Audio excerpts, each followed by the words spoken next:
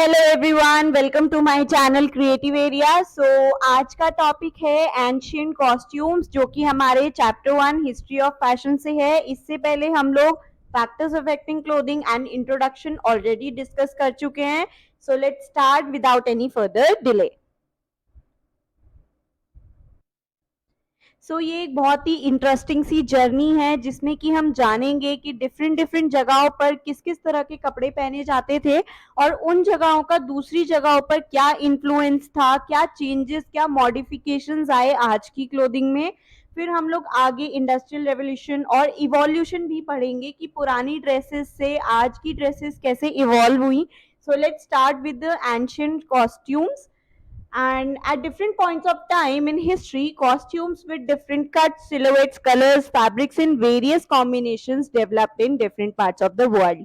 So different time पे different जगहों पे different type के cut पहने जाते थे, different type की silhouettes पहने जाते थे, डिफरेंट टाइप के कलर्स पहने जाते थे, क्योंकि जैसा कि मैंने अपनी पिछली वीडियो में भी बताया था कि पहले के टाइम में ट्रेड करना, इन्वेड करना काफी मुश्किल होता था, जिसकी वजह से लोग क्या करते थे, अपने आसपास, उनके आसपास जो भी रिसोर्सेज, जो भी नेचुरली अवेलेबल मटेरियल्स होते थे, उन्हीं से वो कपड़े बनाया करते थे। तो इसकी वजह से क्या हुआ कि कपड़ों में वेरिएशंस हमें देखने के लिए मिलती हैं।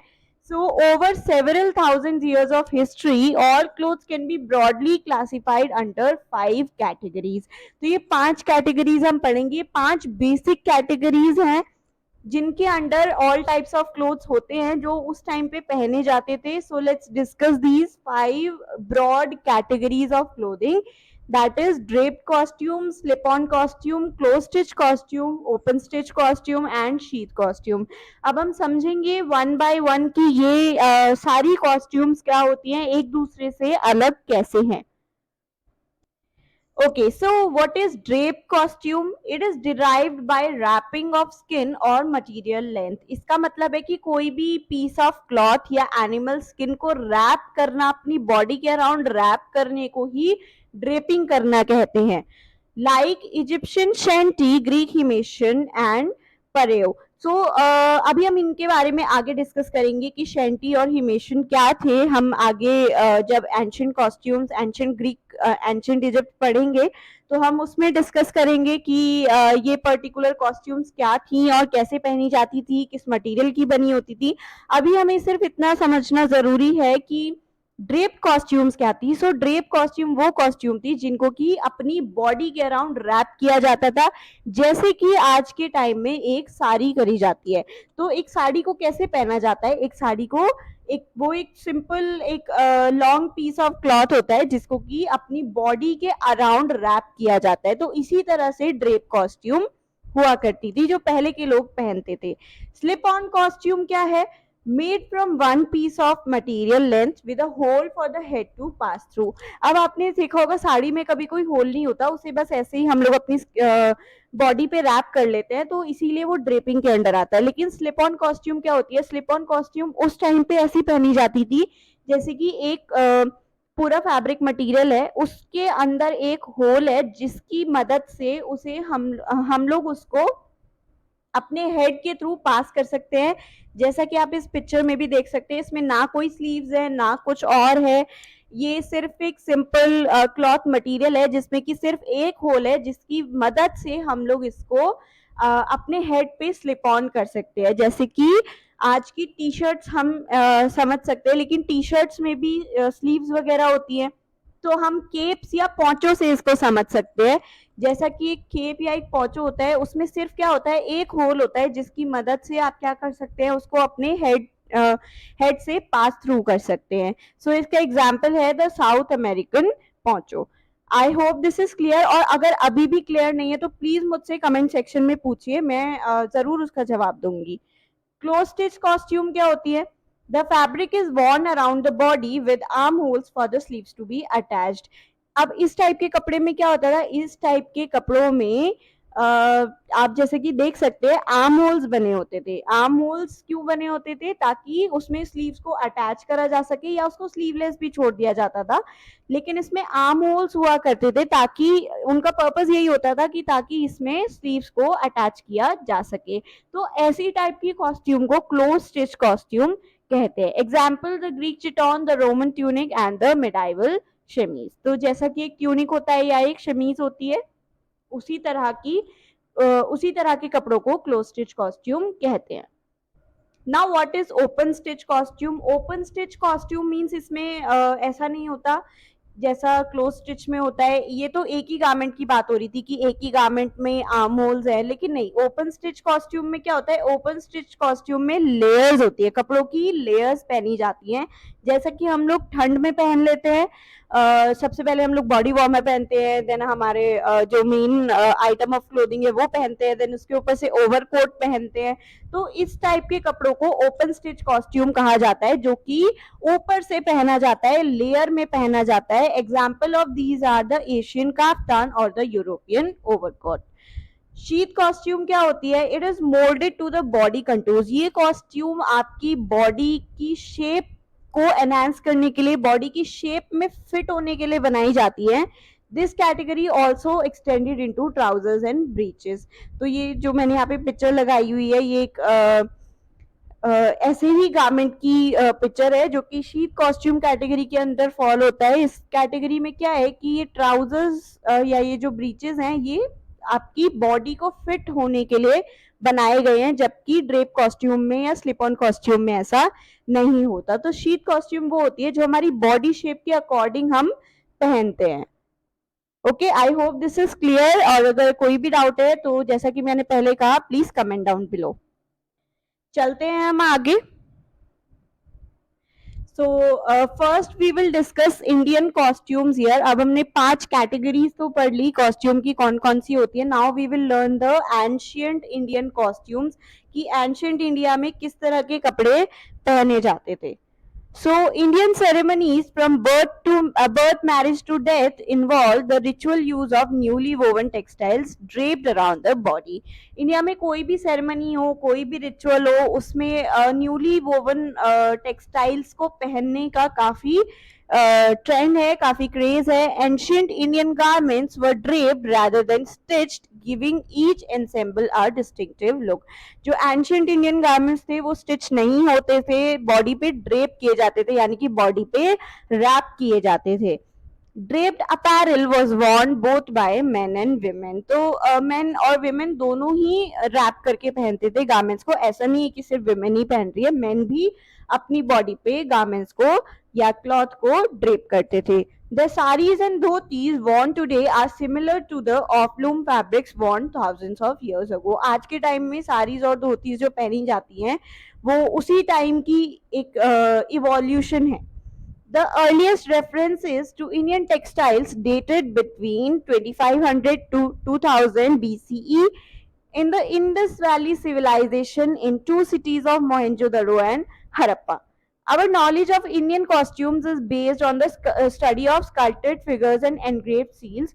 तो हमारी नॉलेज जहाँ तक जाती है तो वो हमें इंडस वैली सिविलाइजेशन के बारे में बहुत कुछ बताती है कि उस टाइम पे किस तरह के कपड़े पहने जाते थे, और वो कैसे हमें पता चलता है उस टाइम की, उस सिविलाइजेशन की स्कल्पचर्स को देख के हमें पता लगता है।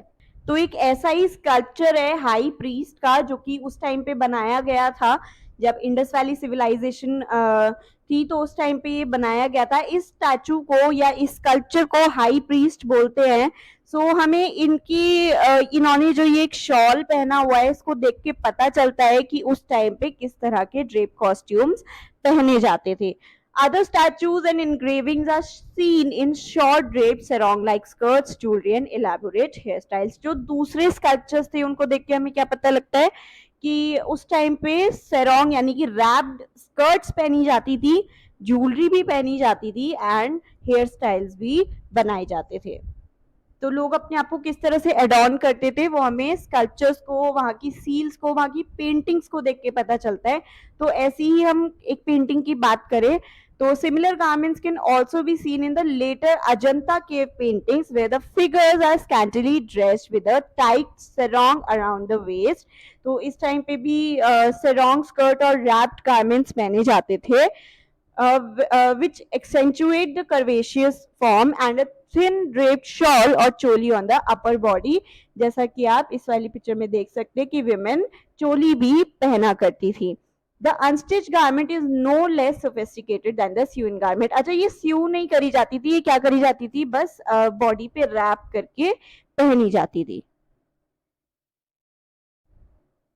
ओके, तो ये तो बात हो गई बहुत एंशियंट टाइम की कि हमें कैसे पता चला कि एंशियंट टाइम में क्या पहना जाता था और सबसे पुराने टाइम में क्या पहना जाता था. लेकिन थोड़ा आगे बढ़ते हैं तो ट्रेडिशनल एंशियंट इंडियन गारमेंट्स क्या थे.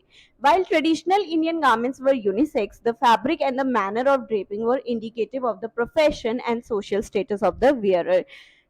हालांकि इंडियन गारमेंट्स यूनिसेक्स थे, मतलब मेल फीमेल दोनों ही एक टाइप के ही क्लॉथ को यूज करते थे, लेकिन उसको ड्रेप करने का तरीका हमें ये बताता था कि उस पर्टिकुलर इंसान का प्रोफेशन क्या है और सोसाइटी में क्या स्टेटस है. सो बेसिकली 3 कैटेगरीज थी गारमेंट्स की, uttariya, antariya and the kayabandh. Uttariya was the upper garment जो अपर बॉडी पे पहना जाता था. Antariya was the lower garment जो लोअर बॉडी को कवर करता था. And kayabandh was a waist belt जिसकी मदद से वो कपड़ों को टाई करके इन प्लेस रखते थे. तो इनको अभी हम वन बाय वन डिस्कस करेंगे कि ये क्या है. So let's move further. Okay, so first let's discuss uttariya. Uttariya क्या था. Uttariya was the upper garment जो कि मैंने बताया अपर बॉडी पे पहना जाता था. So as you can see in the picture, upper body पे ड्रेप किया जाता था बाय अभी हम मेन की बात कर रहे हैं बेसिकली. तो इन जो उतरिया था उसके बारे में 2 बातें हमें ध्यान रखने की जरूरत है. That is it was worn on the upper body. एक तो ये ऊपर की बॉडी पे रैप किया जाता था. बोथ मेन एंड विमेन इसको पहनते थे. ऐसा नहीं है कि उतरिया सिर्फ मेन के लिए था, नहीं, उतरिया विमेन भी पहनती थी. सो लेकिन ड्रेपिंग स्टाइल्स इनके डिफरेंट थे according to the profession, according to the gender. तो ड्रेपिंग स्टाइल्स इनके डिफरेंट थे. तो सबसे पहले हम मेन की बात कर लेते हैं कि मेन कैसे उतरिया को पहनते थे. The uttariya was the upper garment for both men and women. Rectangular shape का एक पीस ऑफ क्लोथ होता था जिसको कि बॉडी पे ड्रेप किया जाता था. It was drape dependent on the profession of the wearer. तो मेन की बात करें तो रॉयल मेन कैसे पहनते थे इसको. अभी हम सिर्फ मेन की बात कर रहे हैं, विमेन की बात नहीं कर रहे हैं. रॉयल मेन की यहाँ पे बात हो रही है. In the royal code the uttariya for men was usually made of fine cotton और सिल्क. क्योंकि वो अपर क्लास के लोग थे तो फाइन कॉटन और सिल्क से बने उनके कपड़े हुआ करते थे. फाइन कॉटन और सिल्क से बने उनके कपड़े हुआ करते थे जिसमें कि काफी एम्बेलिशमेंट्स लगी होती थी. क्योंकि वो हाई क्लास पीपल थे तो हाई क्लास पीपल के गारमेंट्स में काफी एम्बेलिशमेंट्स लगी होती थी, फ्रिंजेस लगे होते थे. तो मैं अभी आपको दिखाऊंगी फ्रिंजेस क्या होते हैं एंड हम इनके ड्रेपिंग स्टाइल्स भी डिस्कस करेंगे. तो आप अपनी स्क्रीन के लेफ्ट में एक पिक्चर देख रहे होंगे, राइट में एक पिक्चर देख रहे होंगे. तो राइट वाली जो पिक्चर है वो फ्रिंज को डिपिक्ट करती है. सो अभी हम ड्रेपिंग स्टाइल्स के बारे में बात करेंगे. अभी हमने ये समझा कि किससे बना होता था. रॉयल मेन जो थे उनका उतरिया किससे बना होता था. फाइन कॉटन और सिल्क से बना होता था जिसके की बॉर्डर्स ऑर्नामेंटेड होते थे या फ्रिंजेस लगी होती थी. अभी हम ये देखेंगे कि ड्रेप किस तरह से किया जाता था. यानी कि ये एक पीस ऑफ क्लॉथ था जो फाइन कॉटन सिल्क से बना था, लेकिन इसको पहना कैसे जाता था. तो 3 तरीके थे, हम तीनों तरीके देखेंगे. और अभी आपको ये पढ़ने में जितना मुश्किल लग रहा होगा मैं आपको पिक्चर से समझाऊंगी, आपको बहुत रिलेटेबल लगेगा और बहुत इजीली याद हो जाएगा. It was often draped at the nap of neck. जो आपकी गर्दन के पीछे वाला हिस्सा होता है उसको नेप ऑफ नेक बोलते हैं. Covering both shoulders and hanging down the front. तो ये कैसे ड्रेप करी जाती थी. ये नेक पे रखी जाती थी जिसकी वजह से दोनों शोल्डर्स कवर हो जाते थे लेकिन आर्म्स फ्री रहती थी. अब मैं आपको इसका एक बहुत अच्छा एग्जाम्पल दूं तो आप फर्स्ट पिक्चर में, जैसा कि आज हम शोल्डर ड्रेप करते हैं अपने दुपट्टे को, उसी तरह से उस टाइम मेन, रॉयल मेन उत्तरिया को ड्रेप करते थे। तो क्या करते थे, नेप ऑफ द नेक, गर्दन के पीछे ड्रेप करते थे, जिसकी वजह से शोल्डर्स दोनों कवर हो जाते थे बट आर्म्स फ्री रहते थे। Clear, this was very easy.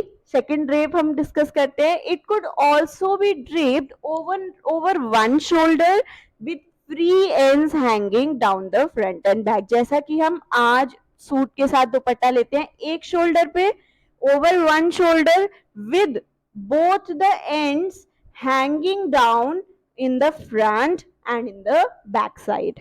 Okay, this was also very easy. It could also be loosely draped across the back, यानी पीछे से लेके उसको आगे आर्म्स पे रैप किया जाता था एंड अराउंड द रिस्ट। बिल्कुल इसी तरह अक्रॉस द बैक हमने ये दुपट्टा पीछे से लिया हुआ है और अपनी आर्म्स के अराउंड या रिस्ट के अराउंड रैप किया हुआ है। तो बिल्कुल इन्हीं तीनों तरीके से रॉयल मेन उस टाइम उत्तरिया को ड्रेप किया करते थे। Okay, I hope this is very clear. बच्चे ड्रेपिंग में काफी ज्यादा कंफ्यूज हो जाते हैं, so I made it very easy for you. और अगर स्टिल कोई डाउट है तो प्लीज कमेंट डाउन। नेक्स्ट चलते हैं हम कॉमन पीपल की तरफ। तो यहाँ रॉयल मैन की बात हो गई, अब हम कॉमन मैन की बात करें तो कॉमन मैन कैसे पहनते थे अपने उत्तरिया को। The uttariya worn by working classes was often made of in-course cotton। in-course cotton में क्योंकि उस टाइम जो जितने भी हेवियर फैब्रिक्स थे जैसे सिल्क है या फाइन कॉटन है, वो सिर्फ रॉयल्टी को या रॉयल कोर्ट में जो काम करते थे उन्हीं को अलाउड थे। जो वर्किंग क्लास थी वो ज्यादातर कोर्स कॉटन ही पहनती थी, कोर्स कॉटन या लिनन ही पहनती थी। It could be wrapped around the head for protection against the sun. तो उस टाइम ज्यादातर लोग खेती वगैरह करते थे तो क्या करते थे, उत्तरिया को अपने हेड पे टाई करते थे for the protection against the sun, जैसे कि आज के किसानों को आपने देखा होगा। और wrapped it snugly around the waist leaving the arm bare for ease of movement. तो क्या करते थे वो, या तो वेस्ट के अराउंड उसको रैप कर लिया करते थे बिल्कुल आज के जैसे आपने देखा होगा जो हमारे किसान हैं वो काम करते टाइम अपनी वेस्ट के अराउंड उसको रैप करके रखते हैं।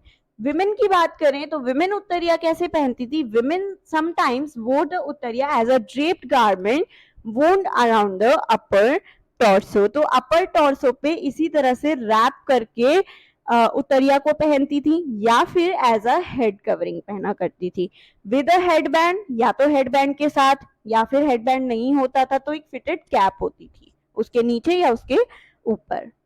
So I hope this is clear. हमने रॉयल मैन के स्टाइल्स देखे किस तरह से वो पहनते थे, उत्तरिया को कैरी करते थे। जो वर्किंग क्लास थी या तो वो हेड पे कवर करती थी या वेस्ट पे कवर करती थी। विमेन अपर टॉर्सो पे रैप करती थी या फिर एज अ हेड कवरिंग पहन लिया करती थी। So next we will come to antariya. अब अंतरिया क्या था, antariya was a lower garment. So antariya was the unstitched lower garment for both men and women, which was again rectangular in shape. Uttariya भी rectangular in shape था, antariya भी rectangular in shape है, and it was also draped in different ways. It was of opaque or translucent fabric. हल्का सा translucent होता था या फिर पूरी तरह opaque होता था. It was usually made of cotton.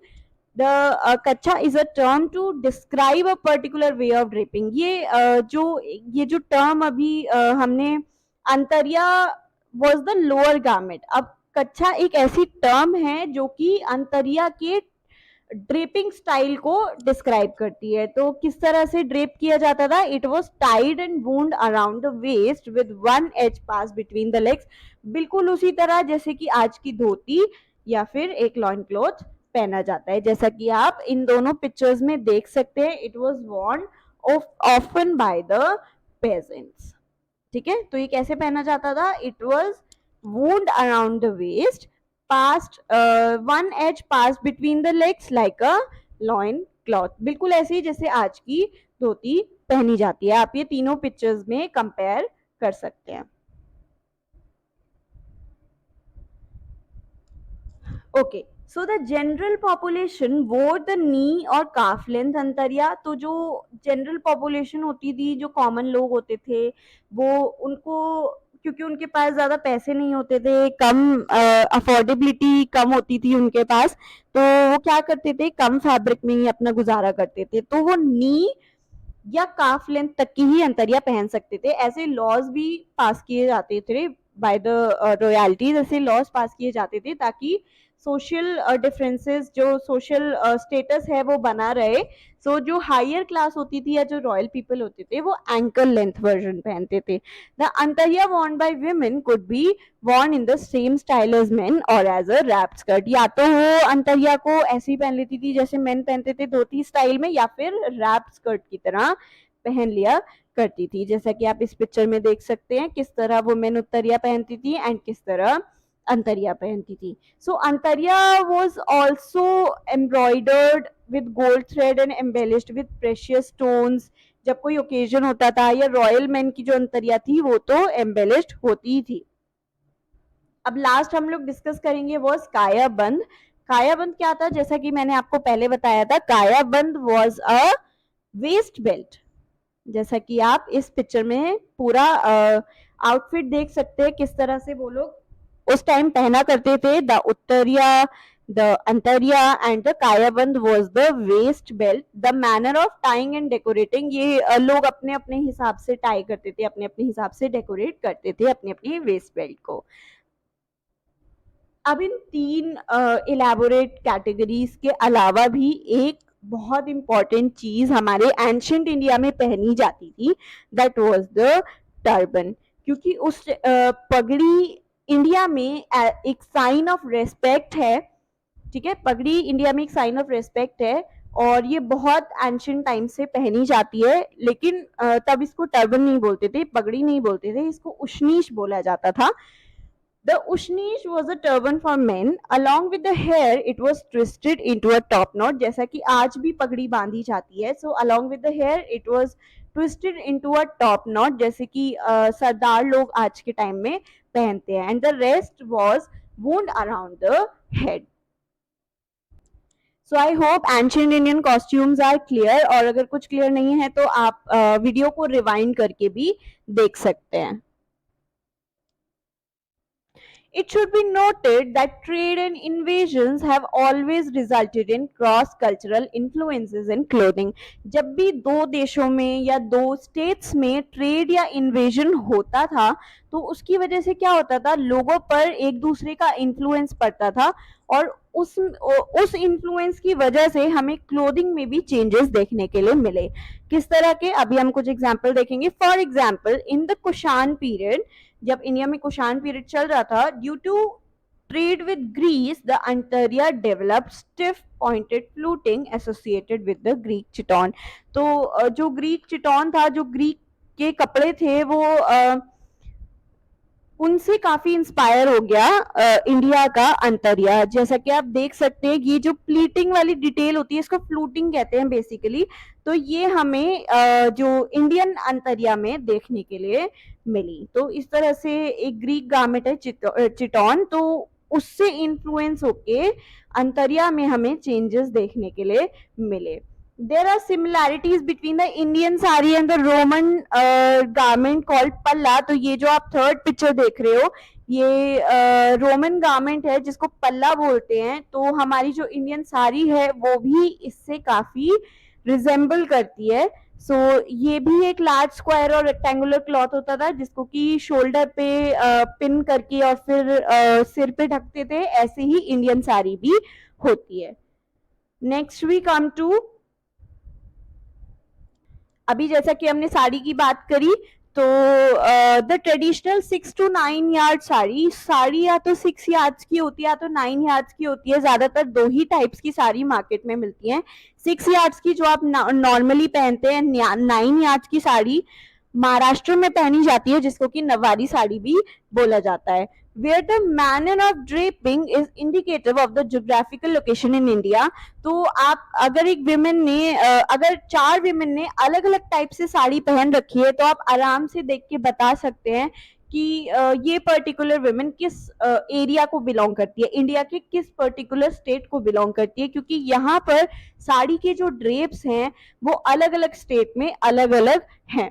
There are several traditional sari drapes in India, as I discussed. The draped unstitched garment has a wide border, क्योंकि ये unstitch होता है garment और drape किया जाता है, body पे wrap किया जाता है, जैसा मैंने पहले बताया था. तो इसमें क्या होता है, इसमें एक एंड होता है जिसको पल्ला बोलते हैं, उसके ऊपर एक बहुत वाइड बॉर्डर होता है, जैसा कि आप यहाँ पे इस पिक्चर में देख सकते हैं. एंड पे, साड़ी के एंड पे बहुत वाइड बॉर्डर है, तो इसको पल्ला बोला जाता है. With the rest of the garment, ये रेस्ट ऑफ द गारमेंट से जुड़ा हुआ होता है. विद नैरो, या तो नैरो बॉर्डर्स होते हैं साइड साइड में, या फिर वाइड बॉर्डर्स भी हो सकते हैं, या तो स्यूअन हो सकते हैं या वोवन हो सकते हैं. जैसा कि आप इस पिक्चर में देखेंगे तो साड़ी, ऑल ओवर साड़ी में वाइट बॉर्डर है, लेकिन ये वोवन है, ये अलग से स्टिच नहीं किया गया. जब साड़ी वीव हो रही होगी लूम पे, तो उसी के साथ साथ बॉर्डर को भी वीव किया गया होगा. लेकिन कुछ साड़ीज ऐसी होती हैं, जैसा कि आप इस पिक्चर में देख सकते हैं, साड़ी का फैब्रिक अलग है, बॉर्डर अलग से स्टिच किया गया है. इस साड़ी में कंट्रास्टिंग बॉर्डर अलग से स्टिच किया गया है. तो दो टाइप के बॉर्डर हो सकते हैं, नैरो, वाइड, वोवन और अनस्टिच्ड. ठीक है, narrow wide, narrow wide, woven or unstitched. Variations in the drape are sometimes simple, like wearing the palla over the left shoulder. जैसा कि नॉर्मली हम लोग पहनते हैं, साड़ी को ड्रेप किया, लेफ्ट शोल्डर पे पिन किया और जो पल्ला है वो पीछे हैंग कर रहा है. तो ये तो एक नॉर्मल स्टाइल हो गया साड़ी को पहनने का, जैसा कि आप फर्स्ट पिक्चर में देख सकते हैं. सेकेंड एक स्टाइल होता है जिसको ट्रेडिशनली गुजराती और मारवाड़ी स्टाइल कहा जाता है, जिसमें कि पल्ले को लेफ्ट शोल्डर पे नहीं, पीछे से राइट शोल्डर पे लाया जाता है और इसको कहीं पे हैंग नहीं किया जाता है, इसके फैन फोल्ड्स बना के इसको पिन किया जाता है एट द वेस्ट. तो राइट शोल्डर से लाके फैन फोल्ड प्लीट्स बना के एंड देन वेस्ट पे पिन कर देते हैं. एक और स्टाइल है, the free end of the palla is sometimes, एक और स्टाइल है, at times the fabric is pleated in the legs, pleat करके और एट द बैक टक किया जाता है. इसको महाराष्ट्र स्टाइल भी बोल सकते हैं. The free end of the palla is sometimes used to cover the head like a veil, जैसे कि मैंने आपको वो रोमन पल्ला में दिखाया था. ओके, सो नेक्स्ट हम चलते हैं एंशियंट नियर ईस्ट पर. इंडियन कॉस्ट्यूम्स हम लोग कंप्लीटली डिस्कस कर चुके हैं. Ancient Indian costumes, ancient near east पर अब हम चल रहे हैं. सो between 3500 and 3000 BCE, a great civilization arose in Mesopotamia, which is now modern day Iraq. The people who lived there, तो तीन basically civilizations थी, that is Sumerians, Babylonians and Assyrians. तो इनके कपड़े काफी सिमिलर थे, ड्रेपिंग स्टाइल काफी similar था, बट पॉपुलर था. तो देखते हैं ये इन तीनों में क्या सिमिलैरिटीज थी और किस टाइप के कपड़े ये लोग पहना करते थे. द मोस्ट बेसिक गारमेंट, सबसे पहले वो हम लोग सुमेरियन कॉस्ट्यूम डिस्कस करेंगे. तो इनके क्या कपड़े रहा करते थे. इनका बेसिक गारमेंट था for both men and women, unisex garment was simple ankle length wrap around skirt. Main भी रैप अराउंड स्कर्ट पहनते थे, विमेन भी रैप अराउंड स्कर्ट पहनती थी. ये कैसे पता चला, एक स्कल्पचर को देख सकते हैं आप, यहाँ पे मैंने पिक्चर लगाई है, ये आपकी बुक में भी दी हुई है. तो अ स्कल्पचर ऑफ प्रीस्ट, ये भी एक प्रीस्ट का स्कल्पचर है. तो इसको देख के हम पता लगा सकते हैं किस टाइप की स्कर्ट वो लोग पहना करते थे, किस टाइप से स्कर्ट को रैप किया करते थे. सो इनकी स्कर्ट को बोलते हैं कॉनिक्स. कॉनिक्स को टाई किया जाता था एट द वेस्ट, एक वेस्ट बेल्ट की मदद से इसको हेल्ड किया जाता था. So excess waist band forms an animal like tail hanging at the back.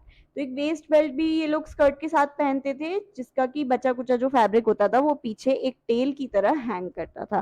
तो रैप स्कर्ट पहनते थे. और इसमें एक खास बात और है, ये जो स्कर्ट का फैब्रिक था वो टफ्टेड था. टफ्टेड मतलब रेज्ड पैटर्न्स होते हैं फैब्रिक पे, आप गूगल करेंगे तो समझ में आ जाएगा टफ्टेड स्कर्ट किस तरह की होती हैं या टफ्टेड फैब्रिक्स किस तरह के होते हैं. जैसा कि आपके टावल का फैब्रिक होता है उसमें जो फाइबर्स या जो थ्रेड्स होती हैं वो रेज्ड होती हैं, इसी तरह से फैब्रिक के रेज्ड पैटर्न्स को टफ्टिंग कहा जाता है। टफ्टेड फैब्रिक की स्कर्ट ये लोग पहना करते थे। नेक्स्ट हम लोग चलते हैं बेबीलोनियन कॉस्ट्यूम पे। तो ये किस तरह की कॉस्ट्यूम पहनते थे? The earlier thick tufted conic skirt was transformed into the drape look worn by both sexes. तो स्कर्ट नहीं पहनते थे ये लोग, क्या पहनते थे? High rank people war elaborately draped large woven shawls. तो ये लोग शॉल्स को पहना करते थे, उन शॉल्स के ऊपर फ्रिंजेस या टैसल्स लगे होते थे, जैसा कि मैंने अभी आपको पहले उतरिया में भी फ्रिंजेस दिखाए थे। while lower ranks wore simple linen skirts। तो जो हाई रैंक पीपल होते थे वो वोवन शॉल्स पहनते थे जिसमें की फ्रिंजेस लगी होती थी, जबकि बेचारे जो लोअर रैंक पे पीपल थे वो सिर्फ सिंपल लिनन स्कर्ट रैप कर लिया करते थे अपनी वेस्ट के अराउंड। तो इस पिक्चर में आप लोग देख सकते हैं इस तरह से फ्रिंजेस लगे होते थे इनके शॉल्स पे। तो ये लोग शॉल ड्रेप पहनते किस तरह से थे, क्या ड्रेपिंग स्टाइल था इनके शॉल का? A typical style was of the shawl draped under the armpits, armpits के अंडर से लाके पीछे से, यानी यहाँ से ड्रेप करना शुरू करा, मान लीजिए एक एंड आपके हाथ में, यहाँ से अंडर द आर्मपिट्स लाए और जो बचा कुछ फैब्रिक है वो अपनी लेफ्ट शोल्डर पे डाल दिया। across the body with the excess fabric covering the left shoulder and the left arm, leaving the right shoulder and the right arm bare. This style almost prefigures the Greek himation, जो कि हम आगे पढ़ेंगे कि Greek clothing क्या थी, Roman clothing क्या थी। सो हम इसको आगे डिस्कस करेंगे। अभी हमें बस ये याद रखना है कि जो हाई रैंक पीपल थे वो वोवन शॉल्स पहनते थे, उनकी वोवन शॉल्स पे फ्रिंजेस लगी होती थी, वाइल जो लोअर रैंक पीपल थे वो सिंपल लिनन स्कर्ट पहनते थे, रैप अराउंड स्कर्ट। जो शॉल होता था उसका ड्रेपिंग स्टाइल क्या था? Under the armpits, across the body, under the armpits, पूरा बॉडी पे रैप करते थे आगे से पीछे तक, एंड जो बचा कुचा फैब्रिक होता था उसको लेफ्ट शोल्डर पे थ्रो करते थे, जो कि लेफ्ट आर्म और लेफ्ट शोल्डर को तो कवर करता था लेकिन राइट आर्म और राइट शोल्डर बेयर रहता था। नेक्स्ट अब हम जल्दी से चलते हैं अपने एसाइरियन कॉस्ट्यूम पे। ये भी सिमिलर थी जस्ट लाइक बेबीलोनियन कॉस्ट्यूम, लेकिन थोड़ा सा डिफरेंस था। द असाइरियन वोर ईदर रेक्टेंगुलर और semi circular drape shawl with short sleeve tunic. ये ट्यूनिक भी जरूर पहनते थे अपने शॉर्ट्स के नीचे, ट्यूनिक भी जरूर शॉल्स के नीचे ट्यूनिक भी जरूर पहनते थे, फिर उसके ऊपर से शॉल को ड्रेप किया जाता था। Another small square or rectangular shawls was worn like a apron at the back, while the semicircular, इन ये दो टाइप की पहनते थे, रेक्टेंगुलर और सेमी सर्कुलर। जो सेमी सर्कुलर होता था उसको बॉडी पे ड्रेप कर लेते थे, जो रेक्टेंगुलर होता था उसको कभी कभी एप्रिन की तरह भी पहन लिया करते थे। The amount of fringe ageing also indicate rank. तो आप इसमें एसाइरियंस में क्या होता था कि आपके गारमेंट में जितनी फ्रिंजेस लगी हुई है यानी कि आप उतनी हाई क्लास को बिलोंग करते हैं, जैसा कि आप इन दो गारमेंट्स में देख सकते हैं, इनमें टेसल्स कम लगी हुई है वाइल इनमें फ्रिंजेस ज्यादा लगी हुई हैं। So this also indicate rank among the Assyrians. सो अब हम जल्दी से चलते हैं अपनी इजिप्शियन कॉस्ट्यूम पे। अब इसको देख के डरना नहीं है, बहुत इजी है, आई प्रॉमिस। मैं इसको अच्छे से समझाने की पूरी कोशिश करूंगी।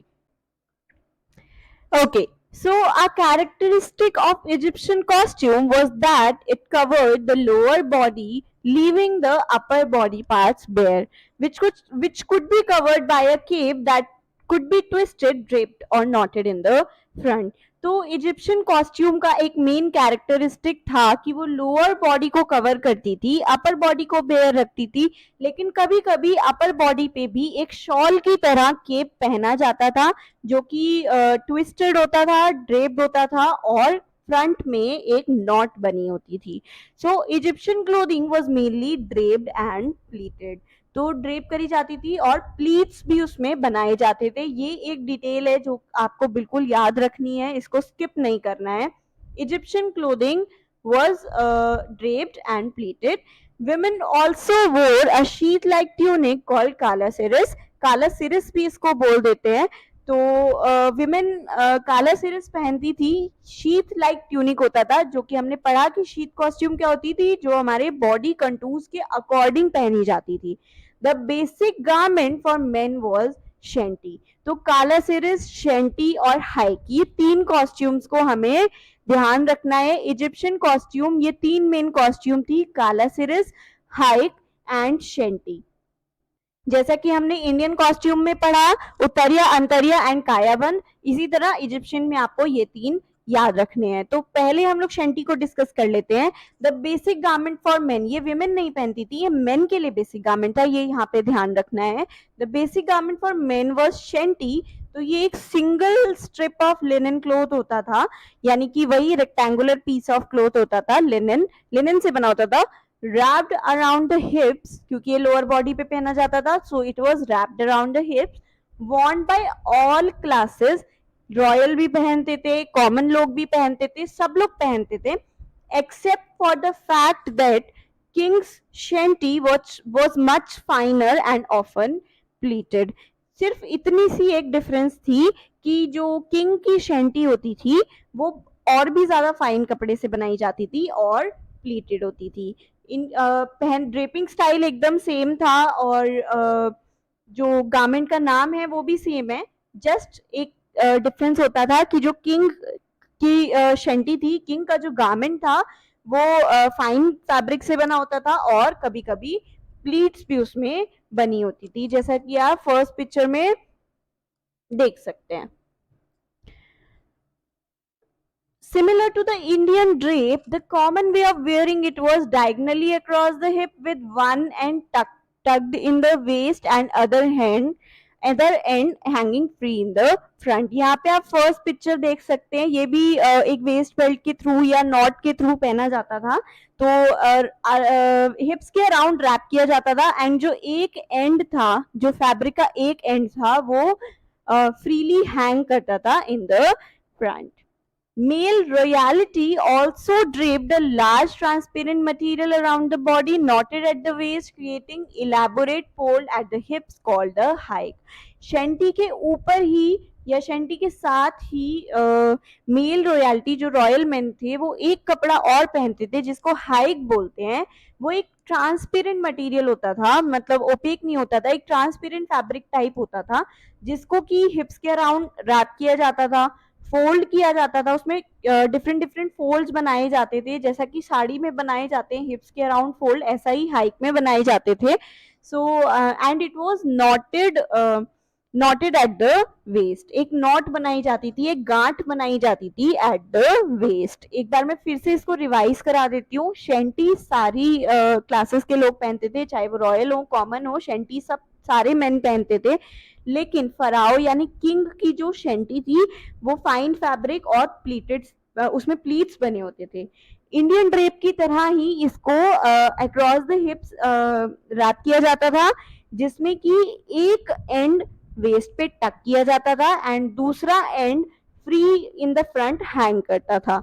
मेल रॉयल्टी जो थी, only royal main, common man नहीं, ओनली रॉयल मेन एक और कपड़ा शेंटी के साथ पहनते थे जो कि ट्रांसपेरेंट होता था, इलेबोरेट फोल्ड क्रिएट करता था एट द हिप्स और वेस्ट पे नॉटेड होता था, जिसको कि हाइक ये लोग बोलते थे।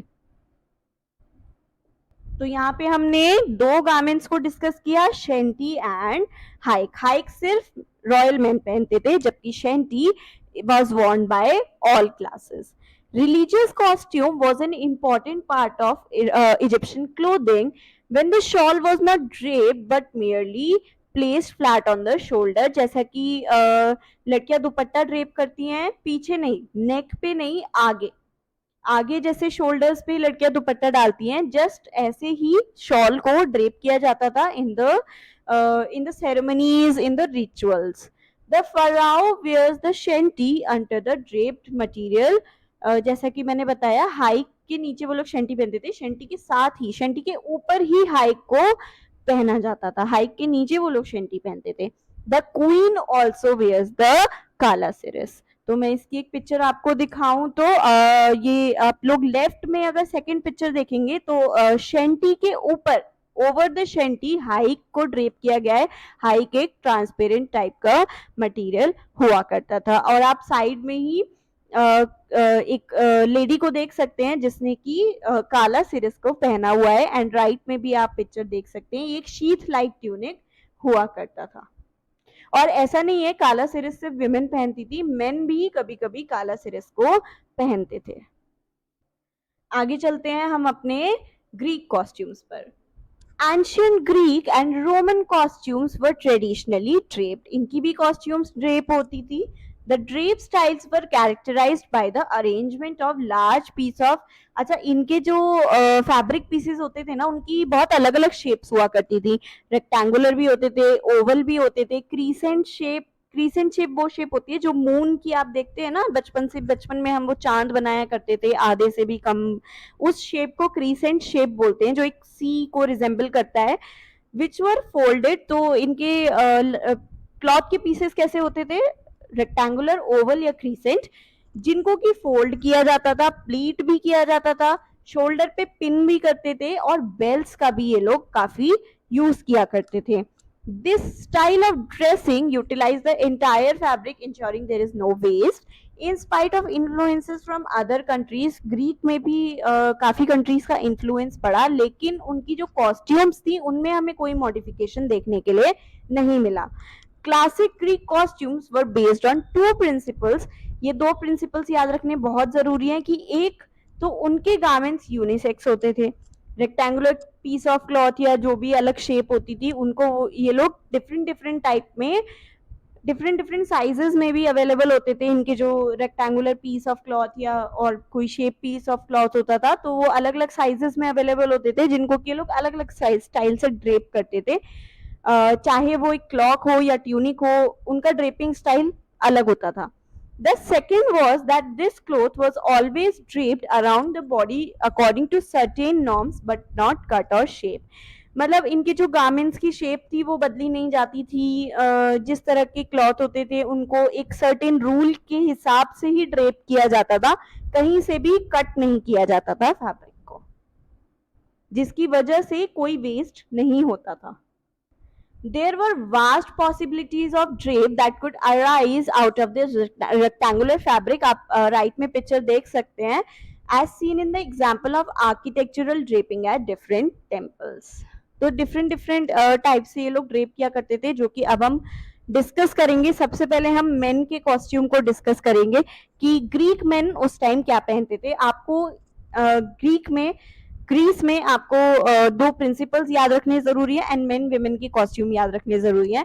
इजी है, मेन के दो कॉस्ट्यूम थे, चिटॉन एंड हिमेशन, एंड विमेन का एक ही कॉस्ट्यूम था, दैट वाज पेप्लॉस। तो हम इनको डिस्कस करेंगे अभी। सबसे पहले मेन के गारमेंट को डिस्कस करते हैं। The basic costume was the chiton. तो मेन क्या पहनते थे, मेन चिटॉन पहना करते थे। It was a rectangular piece of cloth, लेकिन यहाँ पे ध्यान रखने वाली बात है कि वो वूल से बना होता था, कॉटन नहीं, लिनन नहीं, फाइन सिल्क नहीं, वूल से बना होता था। It form the tunic fasten on the left shoulder, यानी कि लेफ्ट शोल्डर पे उसको क्या किया जाता था, या तो बांध दिया जाता था या पिन किया जाता था या नॉट किया जाता था। So it was fastened on the left shoulder, leaving the right arm free or on the both shoulders. तो जैसा कि आप पहली पिक्चर में देख सकते हैं, इसको लेफ्ट शोल्डर पे या राइट शोल्डर पे इसको क्या किया जाता था, बांधा जाता था या नॉट किया जाता था या पिन से टाई किया जाता था। आप ये एक एंड भी देख सकते हैं, इसको दूसरे शोल्डर पे भी सेम ड्रेपिंग करी जाती थी जैसा कि इस शोल्डर पे, या फिर वन शोल्डर पे भी करते थे। मतलब उनकी मर्जी होती थी, या तो बोथ शोल्डर्स पे कर ले या वन शोल्डर पे भी कर सकते थे। This could be worn with one or two belts at the waist. तो वेस्ट पे ये लोग बेल्ट्स भी पहना करते थे, एक या दो, वो उनकी मर्जी होती थी। अगर ये लोग बेल्ट नहीं पहनते थे तो ये गारमेंट लूजली उनकी बॉडी पे हंग करता था। And it also served as a night garment, जैसे नाइट में मैक्सी पहन लेती हैं विमेन, इसी तरह से ये लोग अपना चिटॉन पहनते थे नाइट में without any belt. When lengthened, it became a ceremonial और festive costume. अभी आप देख रहे हैं ये नी से ऊपर है लेंथ इसकी, लेकिन अगर इसकी लेंथ ज्यादा होगी, एंकल लेंथ होगी, तो ये एक फेस्टिव कॉस्ट्यूम भी बन जाएगा। It could also be draped around the body like the Indian shawl. तो आप देख सकते हैं एक ही फैब्रिक को, क्योंकि उस टाइम इतनी ज्यादा अवेलेबिलिटी नहीं थी स्टाइल्स की, डिफरेंट डिफरेंट कपड़ों की, तो एक ही कपड़े को कितने स्टाइल से ये लोग ड्रेप किया करते थे, या कितनी टाइप से ये लोग स्टाइलिंग किया करते थे। तो अभी मैं आपको एक पिक्चर दिखाऊं तो इसमें आप अगर फर्स्ट मैन को देखें तो इनके बोथ शोल्डर्स पे चिटॉन को फासन किया गया है एंड इन्होंने 2 बेल्ट से इसको टाई किया हुआ है। Okay, I hope this is more clear now. Another male garment was the enveloping cloak, एक शॉल था जिसको हिमेशन बोलते थे। It was draped around the body without any fastening, ना इसमें कोई नॉट बांधी जाती थी, ना इसमें कोई प्लीट्स बनाई जाती थी, ना इसमें कोई पिन लगाया जाता था। इसको जस्ट ऐसे ही बॉडी पे ड्रेप किया जाता था। लेकिन ड्रेप किस तरह से किया जाता था वो हम देख लेते हैं। It could B worn alone bearing the right arm, shoulder and upper chest, जिस तरह से इस पिक्चर में आपको दिखाया हुआ है।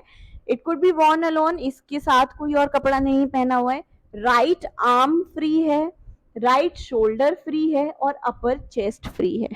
ठीक है, तो इस तरह से ड्रेप किया जाता था, सेम जैसे हमने अभी पढ़ा था बेबीलोनियंस पहनते थे under the armpits and over the left shoulder. वो आगे से पीछे की तरफ फेंकते थे, जो बचा कुछ कपड़ा होता था ये लोग पीछे से आगे की तरफ फेंकते थे कपड़े को। तो इस तरह से हिमेशन को बेसिकली ड्रिप किया जाता था। It could also wrap the wearer up to the chin covering the arms and the head. It could also serve blanket as a night, जैसा कि मैंने बताया पहले इतनी ज्यादा अवेलेबिलिटी नहीं थी चीजों की, तो एक ही कपड़े को वो लोग हर चीज में यूज करते थे। तो कभी कभी ये लोग इसी कपड़े को लेके रात में सो भी जाते थे। सो विमेन का हम कॉस्ट्यूम डिस्कस करें तो the Greek costume for women was the peplos. All Greek women wore the peplos which was essentially a rectangular piece of cloth था इनका। लेकिन ये फिबुला एक ब्रूच यूज करती थी, एक डेकोरेटिव पिन जो कि हम आज भी यूज करते हैं अपने दुपट्टा को टक करने के लिए या किसी भी चीज को पिन करने के लिए। तो ये एक टाइप का साड़ी ब्रूच भी हमने काफी देखे हैं। तो इसी तरह के ब्रूचेस और डेकोरेटिव पिन्स उस टाइम की लेडीज यूज किया करती थी अपने शोल्डर पे पेप्लॉस को टक करने के लिए। तो आप यहाँ पे ड्रेपिंग स्टाइल देख सकते हैं, एक रेक्टेंगुलर पीस ऑफ क्लॉथ है जिसको कि थोड़ा सा फोल्ड कर दिया गया है। फोल्ड करने के बाद आप एक चीज पे गौर करिए कि जो ये वाला एंड है वो बंद है, लेकिन जो ये वाले एंड्स हैं ये ओपन है। So the peplos was usually open on one side, एक साइड से पेप्लॉस ओपन ही रहता था, जिसमें कि जैसे आजकल स्लिट लगा देते हैं फैब्रिक में। आपने स्लिट स्कर्ट, स्लिट ड्रेसेस देखी होंगी, तो स्लिट ड्रेसेस में एक साइड ओपन होती है और एक साइड बंद होती है। इसी तरह से बिल्कुल पेप्लॉस होता था, उसकी एक साइड ओपन होती थी और एक साइड बंद होती थी। इवन क्लोज्ड पेप्लॉस भी ग्रीक विमेन पहनती थी, जिसमें कि वो लोग जो खुला हुआ एंड था उसको सीव भी कर लिया करती थी। आई होप दिस इज क्लियर। तो ग्रीक में भी हम लोगों ने 3 ही कॉस्ट्यूम्स पढ़ी हैं, that is chiton, himation and peplos. Now let's come to Roman costume. ये काफी इजी है समझनी, so let's start. Roman costume was more class based than that of the Greek, मतलब इनकी सोसाइटी में सोशल स्टेटस का काफी ट्रेंड था। तो क्लास बेस्ड इनकी कॉस्ट्यूम होती थी, मतलब जो लोअर रैंक पीपल थे वो और जो हायर रैंक पीपल थे उनके जो कपड़ों में डिफरेंस था वो अभी हम आगे डिस्कस करेंगे कि क्या डिफरेंस था। And reflected the societies formal distinction between its own citizens and outsiders. तो अगर कोई बाहर से आ भी जाता था तो आप आराम से डिफरेंसेस क्लियर कर सकते हैं कि रोमन पीपल कौन है और जो बाहर से आने वाले आउटसाइडर्स हैं वो कौन है। The civilian costumes of the Roman were broadly classified into 2 categories. इनकी स्लिप ऑन कॉस्ट्यूम होती थी और ड्रेप्ड। इनकी बेसिकली दो टाइप की कॉस्ट्यूम होती थी, स्लिप ऑन एंड ड्रेप्ड। तो अब हम पढ़ते हैं क्या था। The wrapped garment was a Roman clock called toga. एक शॉल ही होता था जिसको कि ये लोग अपनी बॉडी पे रैप करते थे। It was an outer garment for both the genders which also served as a blanket at night. जैसा कि मैंने आपको पहले भी बताया, ये उसी कपड़े को रात में ओढ़ के सो जाया करते थे। The draped cloth was made of a large piece cloth cut as a segment of a circle। तो इनका रेक्टेंगुलर पीस ऑफ क्लॉथ नहीं था। Gradually, the toga became extremely wide and complicated, especially when used as a ceremonial garment. अगर किसी ritual में पहनना होता था, जैसे कि चिटॉन था, चिटॉन की अगर लेंथ बढ़ा दें तो वो सेरेमनीज में यूज होता था.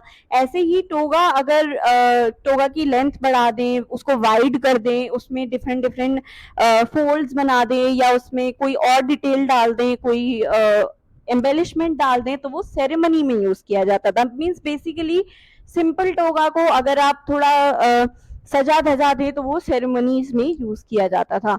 The elite indicated social status through various interesting ways of slanting or cross drapery with bands of specific colours. अब ये बात ध्यान देने वाली है कि रोमन कॉस्ट्यूम के जो बॉर्डर होते थे ना, वो कलर्ड होते थे, और कलर्स भी ना स्पेसिफिक थे कि रेड कलर डिनोट करेगा रॉयल्टी को, येलो कलर डिनोट करेगा लोअर क्लास पीपल को, ब्लू कलर डिनोट करेगा वर्किंग क्लास पीपल को. तो इनके जो बैंड्स के यानी बॉर्डर्स के कलर्स थे, वो उनका सोशल स्टेटस इंडिकेट करते थे.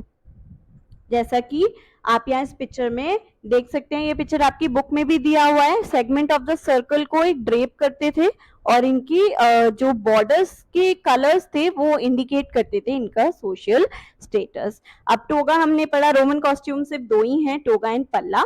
Women wore a tunic with the draped palla. Means tunic पहनती थी, उसके ऊपर पल्ला ड्रेप करती थी, which was equivalent to the male toga. Male toga के जैसे ही होता था, वो भी तो एक सिंपल कपड़ा ही लपेटते थे, ये भी पल्ला उसी टाइप से अपनी बॉडी पे रैप करती थी. इट वॉज लार्ज स्क्वायर और rectangular piece of cloth folded lengthwise and held on each shoulder with a fibula. जैसा कि आप इस पिक्चर में देख सकते हैं, फोल्ड करके उसको शोल्डर पे एक ब्रूच के थ्रू हेल्ड किया जाता था. It could partly cover the head and partly mask the face. बिल्कुल इसी तरह जैसे इंडियन साड़ी के साथ वेल लिया जाता है, बिल्कुल इसी तरह पल्ला को हेड को कवर करने के लिए या मास्क फेस को मास्क करने के लिए भी यूज किया जाता था. सो this is it, this was the ancient costumes. हमने सारी एंशिएंट कॉस्ट्यूम्स को डिस्कस किया, Indian, ancient near east, Egyptian, Greek and Roman. अगर आपको किसी भी कॉस्ट्यूम में कोई भी प्रॉब्लम आई है, आपको ड्रेपिंग समझ नहीं आ रही है या आपको उसका स्टाइल समझ में नहीं आ रहा है, तो आप प्लीज कमेंट डाउन करिए, मैं उस चीज को सॉल्व करने की पूरी कोशिश करूंगी. So this is it. Question and answer link is provided in the description box, you can check out from there. And thank you for watching my video. Please share my channel with your friends, please share my video with your friends. और अगर आपको मेरी video अच्छी लगी हो तो like जरूर करिएगा, और अगर आप नए हैं तो please subscribe to my channel. Thank you for watching creative area.